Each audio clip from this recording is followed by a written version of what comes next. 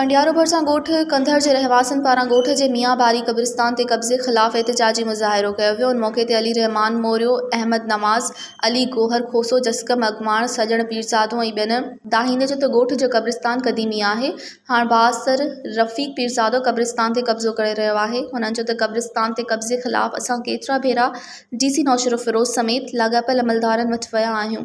Anti encroachment खे दरख़्वास्तूं बि ॾिनियूं आहिनि, पर कब्ज़ो कंदड़ बासर ख़िलाफ़ का कार्रवाई न थी सघी आहे। कब्ज़े ख़िलाफ़ हाई कोर्ट में पटिशन दाख़िल कराई हुई, पर बासर क़ब्रिस्तान तां कब्ज़ो ख़त्म करण बदिरां वधीक कब्ज़ो करे रहियो आहे। हुननि मुतालबो कयो त क़ब्रिस्तान ते कब्ज़ो कंदड़ बासर रफ़ीक पीरज़ादो ख़िलाफ़ क़दम खणी क़ब्रिस्तान तां कब्ज़ो ख़त्म करायो वञे, ॿी सूरत में सख़्त एहतिजाज कयो वेंदो।